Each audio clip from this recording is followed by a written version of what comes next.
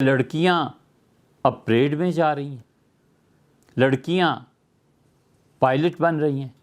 اے حضرت، آپ انہیں وہ چیزیں پڑھائیے جس کے ذریعے سے وہ آئندہ نسلوں کی تربیت کریں۔ یہ تو حضور صلی اللہ علیہ وسلم نے ترکوں کے متعلق فرمایا تھا کہ ترکوں میں عورتوں کی فوج ہوگی، ہمارے متعلق تھوڑے ہی فرما گئے تھے۔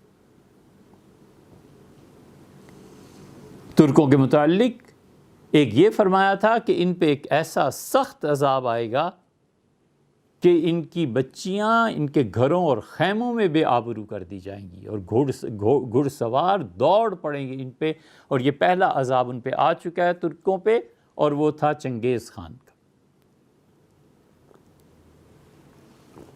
اور دوسرے کے متعلق رسول اللہ صلی اللہ علیہ وسلم نے فرمایا تھا، یہ مستدرک حاکم وغیرہ کی روایات میں دیکھ لیجئے، فرمایا تھا کہ دوسری مرتبہ ترک پھر قتل ہوں گے جب یہ نکلیں گے، فوج ان کی نکلے گی۔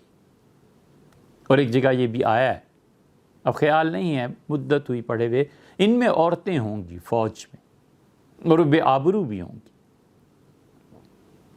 یہ آذربائیجان، اس کو فتح ملی نا، حضرت رسالت پناہ صلی اللہ علیہ وسلم، آرمینیا نہ جانا، وہاں خدا کا عذاب آئے گا، اور آذربائیجان کو فتح مل گئی، ہو گئی۔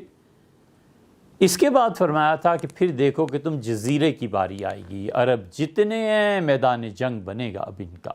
اور پھر فرمایا تھا مصر کو دیکھو کہ تم تباہ ہو جائے گا۔ اور پھر ترکوں کے متعلق فرمایا تھا کہ عیسائیوں کا قبضہ ترکوں پہ ہو جائے گا، اور پھر لڑائی ہوگی، اور پھر ایک افواہ اڑے گی جھوٹی کہ حضرت مہدی آ گئے ہیں، اور لوگ جائیں گے اور جھوٹ ہوگا۔ اور پھر ایک جگہ رسول اللہ صلی اللہ علیہ وسلم تھا کہ گھوڑوں پر سوار 12 جوان نکلیں گے، اور اے مجھے اپنے پروردگار کی قسم ہے، میں ان سواروں کو بھی جانتا ہوں، ان کے باپوں کو بھی جانتا ہوں، ان گھوڑوں کو بھی جانتا ہوں، ان کے رنگ بھی اللہ نے مجھے بتائے ہیں کہ وہ 12 سوار کون سے ہوں گے اور کب نکلیں۔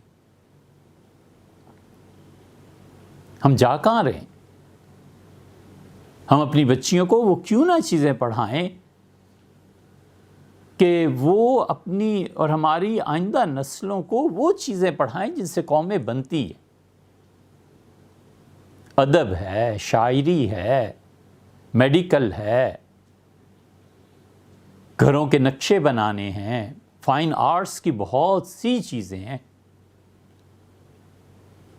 جو ہماری بچیاں پڑھیں، اور اگر ضرورت پیش آ جائے تو حلال کا رزق کمائیں اور اپنے بچوں کو پالیں۔